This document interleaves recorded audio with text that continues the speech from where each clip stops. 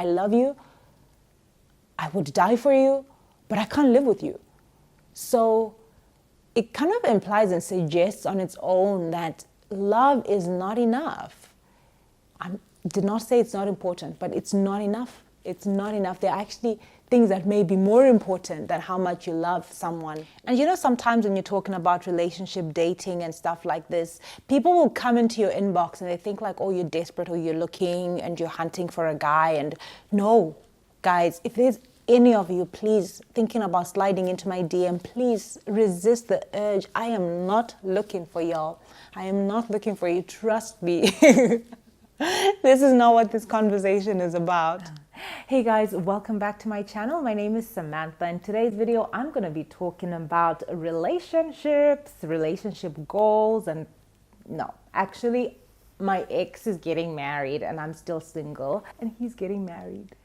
I don't even know if I can say ex-boyfriend because we were headed towards marriage. We introduced each other to our families. We even had marriage counseling and stuff, and marriage lessons and stuff. So in this video, I'm going to be telling you all about that and how I took it, the crying, the emotions, dealing with that, and how I dealt with it, and also sharing with you some of the lessons that I've learned through this experience. This experience has really exposed me to who I am at the core, who I am as an individual. So I really hope that by the end of the video, you're going to be either encouraged or inspired, or share this with somebody. Somebody needs to hear this, honestly and genuinely. I honestly don't feel ashamed of my life experiences and the mistakes that I've made. My only hope and wish is that somebody else will learn from my mistakes so that you don't have to go through the same mistakes. If there's a lesson that I can impart onto you from my own mistakes and hardships and hard knocks, I really hope that you would be able to use this and use my experience and use my tears to prevent yourself from going through the same. Or maybe you've gone through the same and you've dealt with it differently to how I have. Maybe you'd be inspired, or I would be inspired by you as well. So I really want this to be quite an engaging conversation. So let's chat a lot in the comments section below. You know that I don't really do these type of videos. I'm not into... I love talking about relationships and stuff, like with my friends and stuff. I love reading books about relationships and marriage, but it's not one of those things that I talk about. You know, mostly I'm talking about money and finance and, you know, building your online businesses and hustling it up and getting that money and, you know, building and developing yourself in your career. So this is really like a bit of a therapy session for me. And I was also a bit hesitant. I didn't really want to talk about it. I have been thinking about it for like 3-4 days. Like, should I really do this video? There was one day I was like prepared to do the video, and I was like, actually, maybe not, because I don't want to give more attention to what has happened than I need to. You know, the more you think about something, the more you dwell on something, the more it's like, it can eat you up, especially when it's something like this, that I was dating someone for 4 years and thought that he was going to be the guy that I would end up marrying and sharing my life with, everything, like literally helping him pursue his passion and purpose for life. I thought he was going to be my destiny partner, that kind of thing. So having the shock of it and the emotions attached with really finally detaching and separating yourself from someone and seeing that they're starting their own life, and then you're still single and you're in your 30s, and, you know, kind of calculating everything when it comes to the math, like, okay, so I'm 33 now and I'm single. If I meet someone this year, if I meet someone now, how long do we need to date? And then how long probably till we get married and probably to have children? How if I have children at this... all of those things, all of those thoughts rushing through your head. So I just want to keep it real. And those of you who have gone through similar situations, let's chat about it in the comment section. You never know who can really help who. And oftentimes people don't want to talk about these things. People don't want to expose themselves because they feel ashamed that they have gone through this and that they've been left hanging. And are kind of tempted to show the other side or the other part of you where you're the superhero in your story and, you know, you're not attached to anyone, you're not depressed, you don't have any issues, you don't have, it's all good, it's all good. And that really is what we do mostly with our social media, is that we have to present things the best that we can. We have to make it look like we're running this, we are running this and stuff. So it kind of sometimes is looked at as a weakness when you are like weak in public and stuff like that. But I thought to myself in the end, because of course this was a deliberation, should I do this video or should I not? Because I know once we start talking about relationships, people are going to be asking me how I went through this, and it's like it's going to be keeping this pain that I'm going through.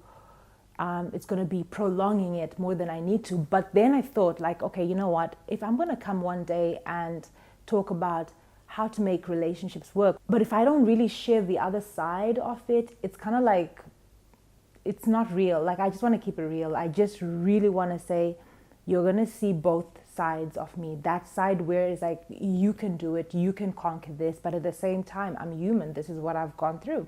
And most times I talk about things way after I've gone through them, way after I have experienced it, when I'm totally over it. I'll be talking about like it as a story, like, oh my gosh, guys, a few years ago, I dated a guy for 4 years. It's literally like just a history. Like, I'm just sitting down and telling a story. So this is different for me in the sense that this is something that's current, something that I'm going through.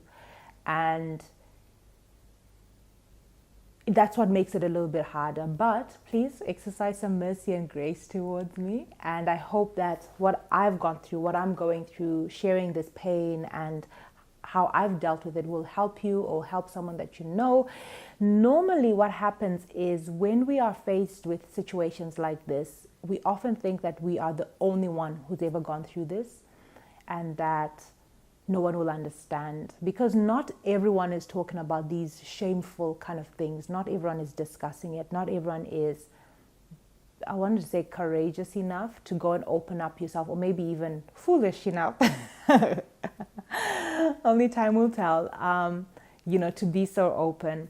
But I feel like sometimes we don't talk about these really hurtful moments, and in a way to protect and preserve ourselves, preserve our integrity, and it's great. So if you don't talk about this kind of stuff, I'm not judging you.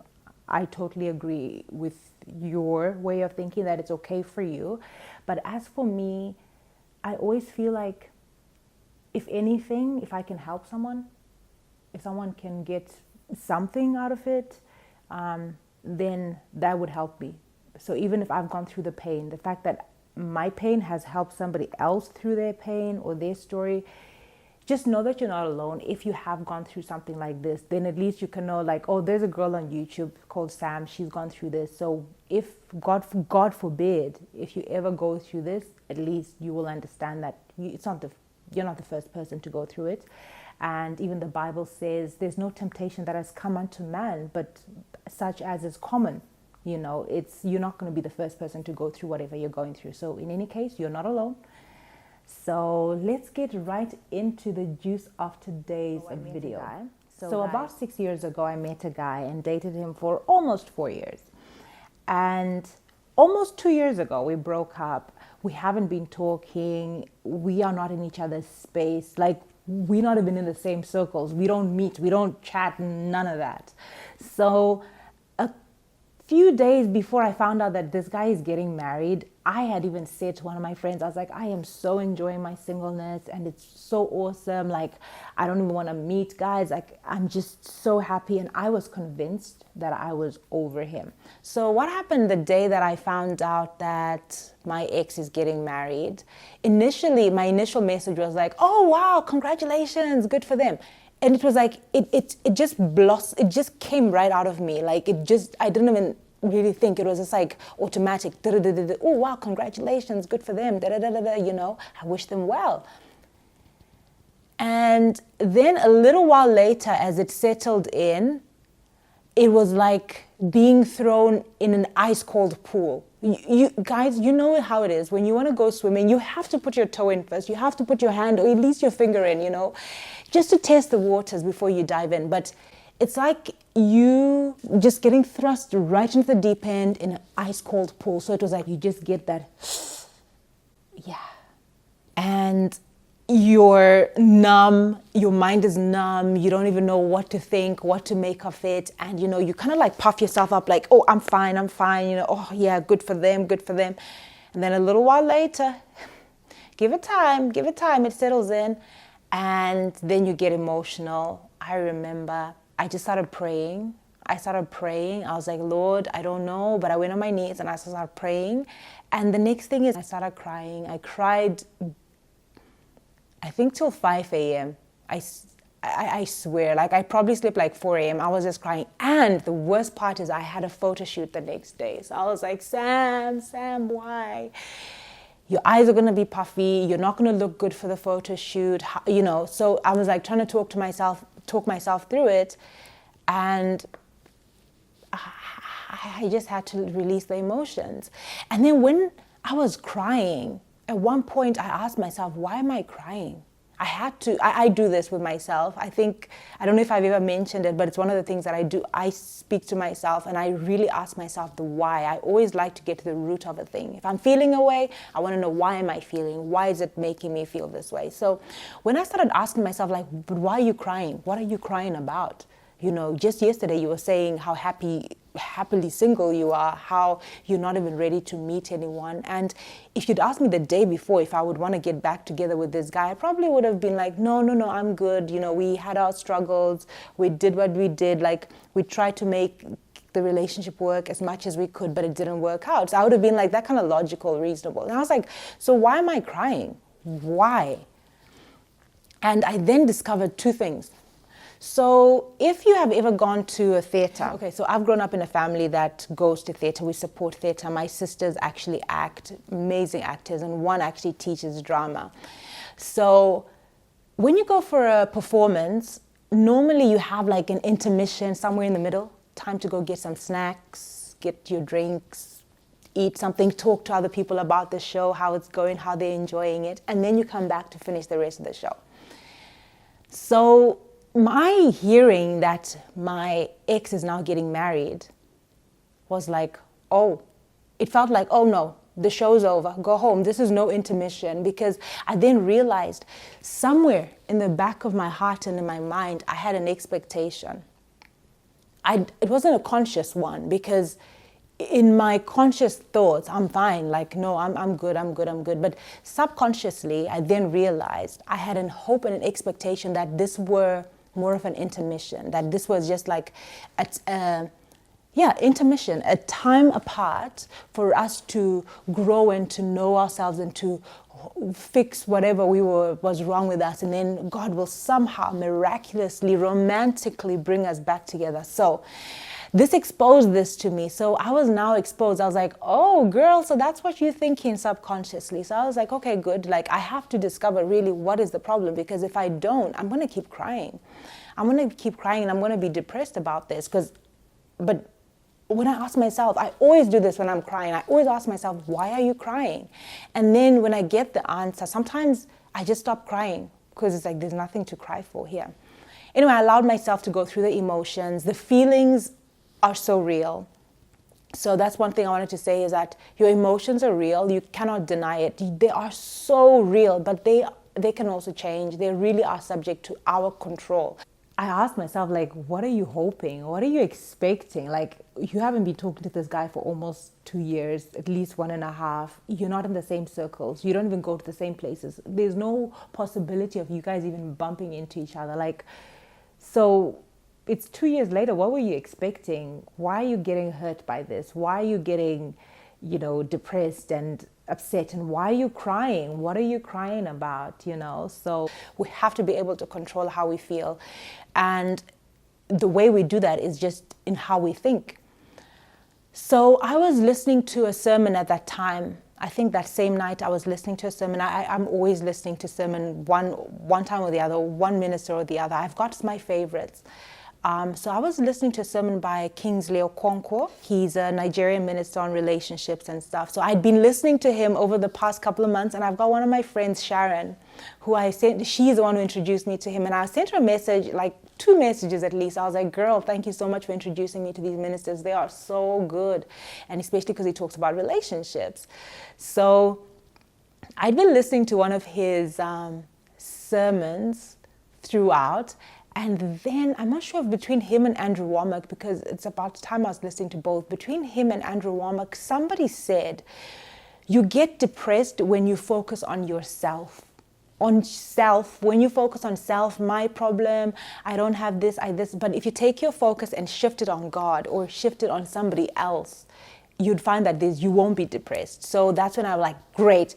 Now I've heard the word, I'm going to go with it. I went on my knees and I broke into a real worship where I was like really declaring these guys' marriage, happiness. And I was like praying intentionally. I was really putting a focus on it. I'm like, Lord, bless their marriage, bless their union. You know, may she honor him as the king that he is. And may he love her as Christ loves the church. May, you know, like, may they know how precious they are, you know, to you first as God, their creator, so they can honor each other. She will respect him and he will love and respect her. You know, most times we think like only men need respect. No, women need to be respected too. So I was praying and I was praying, and then amazingly that feeling left. I felt fine. Like God literally, I felt like a peace was deposited in my heart. I was like, wow, so this actually really works. That you can control how far you go, as far like how depressed you can, because I would have gotten so depressed. So that then happened, and in asking myself, of course, why I was crying, I discovered that I had residual feelings that I thought I had already dealt with, that I thought were done away with, but I still cared for the guy. And I realized I actually had a hope that he would somehow come back and that things would be like romantically and miraculously fit together and we would be living happily ever after. But what was also amazing about it is that it made me realize that I can now honestly and genuinely move on, because I have tried dating in between, in these past 2 years, but the kind of dating I was now doing was different. You know, sometimes you're dating and you just want to go on a date and you want the person to know that, you know, you're trying to be romantic. I even had one guy where I was like, no, I don't want to date you. Like, I don't want to be your girlfriend. I just want to be friends. Because now I started thinking about it differently. Like, I want to actually build a friendship first with whoever I'm going to end up with, because it takes me about 2 years on average to get over someone, minimum 2 years. So I'm 33. If I start dating someone now, fall in love with the guy, how many 2-year intermissions can I have and still be normal? You know what I mean? So I am done kissing frogs, guys. I'm done. You don't have to go around kissing frogs till you find Prince Charming. But that's a story for another day, because that's something that we would definitely have to speak about if you guys want us to talk about it. So probably one of the main reasons why it was quite a big deal is age. At this age, when you're dating someone as well with maturity, is that you realize you're not just dating for fun anymore. You really are being intentional and you're being purposeful. Well, at least we should be. We really should be. Because why not? Why not? Why not? Why not be intentional? So when you're in your 20s and younger, it's different. It's really different. So the older you get, the kind of like you put a higher premium on your relationships. And this relationship meant a lot to me, because I'd found that person, like, regardless of how badly he would treat me at times, or how badly, well, we would treat each other, we still loved each other. We loved each other a lot. And the first lesson that I learned from this relationship is that you can love someone with all the fiber in your body, with everything that is in you. But love is not enough to sustain a relationship or to lead to marriage. There are things that are actually more important, not that more important, but are equally important to love, such as understanding and just being of the same mindset, foundational principles. You know, when you first meet someone, you're just so taken, you're just overwhelmed and taken up by the thought of being with them and just who they are and just falling in love with them, getting to know them. It's so beautiful, and nothing can really take away from that, and nothing ever should. But that feeling kind of grows and evolves over time to you actually now seeing the person for who they are. And even those bubbly feelings that you may have in the beginning, of course, they like fizzle, not so much die, but they evolve. This is the only time I believe in evolution, by the way. I do not believe I was from an ape or a monkey or anything.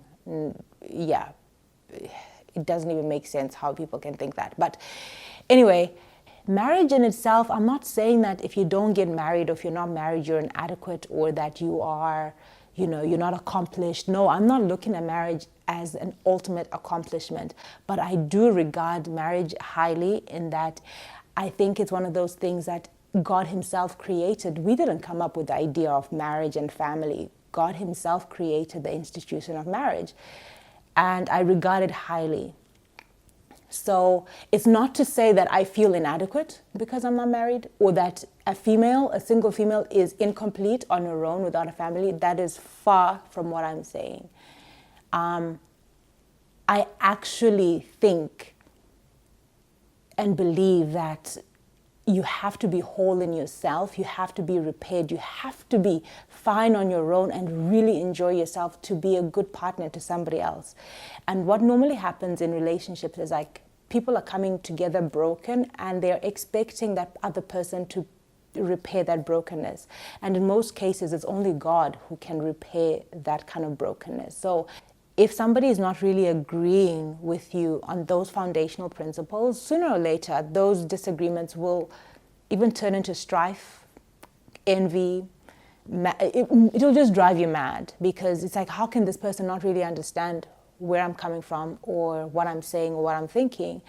But you are like literally speaking two different languages, and it's really possible. So first lesson that I learned is that it's not enough for you to just love each other. It's not enough to sustain a relationship and to even get into marriage. So it's not even enough for you two to both be of the same religion or of the same faith, we can say. So if you're two Christians, are you really of the same tribe? You know, I heard I think it's Pastor Kingsley said this about being a tribe, like there are different tribes of Christians. There's some Christians who believe in speaking in tongues, and there are other Christians who don't even know what speaking in tongues is. Or some people believe that, you know, you can be married, but you still have to maintain your own bank account, for example. And another thing that I've learned from this experience is that you can actually love someone so much that you wish them well, even if that happiness has nothing to do with you. You know, it's always like a theory, or you hear about it and you think about it, you're like, oh my gosh, you know, when they say love someone, let them go, and if you love someone, you'll care about them and their happiness. Ladies and gentlemen, it is true. And it's possible to pray for someone and to actually shift your focus from you, your misery, and what you're lacking and what you have not yet received in the form of a blessing. God is not a respecter of persons. There's no need for us to be jealous or envious of other people's blessings, because in being envious and being jealous, we are confessing that what that person has, we will never have. But God is not a respecter of persons. Everybody's blessing comes to them in their due time.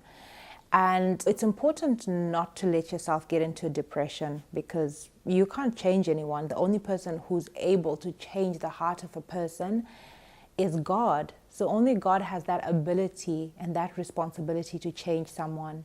So whether it's you who needs to be changed or they needed to be changed, it's not the end of the world. And another thing is, it's not easy, but I honestly think that the time that you spend in the Word of God, the time that you spend alone, what you watch on TV, what you're reading when and before you get into such situations will really help you. You don't prepare for battle in battle. You know, you have to prepare yourself outside of battle. And for me, honestly, guys, if this had happened to me while I was not listening to good teachers about the Word of God and how to be sufficient and find sufficiency in Christ, I would not be coping well. I know for sure I'll be depressed and I'll be anxious. And the thing about anxiety is that you're mostly anxious about the thing that you're not doing very well in. If it's money, you become anxious about money. If it's relationship, and let's say at my age, I'm in my 30s, I'm 33. At the end of this year, I'm going to be 34. And these areas that seem like they're not working for you are the areas in which you experience the most anxiety. But you have to notice and know yourself and know when you are being anxious and when you're worrying, because that can actually lead to physical sickness. The Bible says, hope deferred makes the heart sick. So when you hope and you have an expectation and it doesn't come to pass, it can actually give you a sickness of heart. You can actually experience sickness of heart. And another scripture says, a broken spirit dries out the bones. I'll look them up and then I'll see if I can leave the scriptural links for you in the description and then on screen. But you can literally dry your bones from brokenness, from a broken spirit. So while this happened and I did break down, I did cry, and I had my moment in that, it also really exposed me to the truth of where I'm at in my life. And it really blessed me. It really, really helped me to see that I can experience this and still feel a peace after praying for someone, that I can still pray for someone, genuinely wish them well in their marriage and their life that they're starting.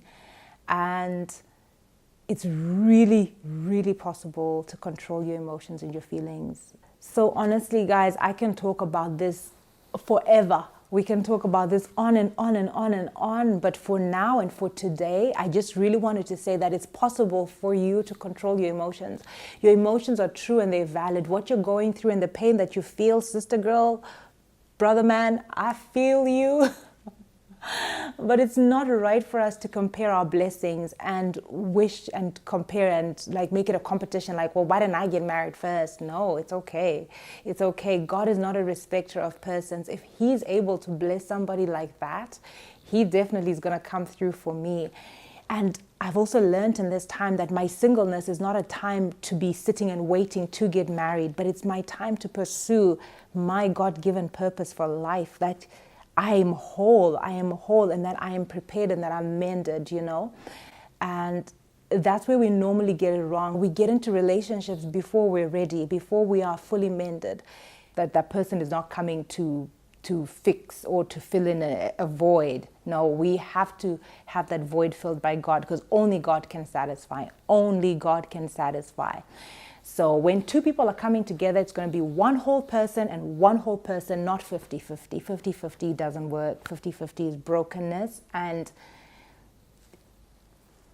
again, we could talk about this all day and all night. Anyway, I'm going to leave it here, guys. And I hope that you've been encouraged. And if you have, please let me know by giving this video a thumbs up. I always look forward to hanging out with you in the comment section below. But if you want to talk more privately, hit me up on Instagram at @ISamanthaDika. And we get our conversation going there. I look forward to seeing you in the next video. So be sure to subscribe and hit the notification bell so you know when I publish new videos. And I will see you on the next one.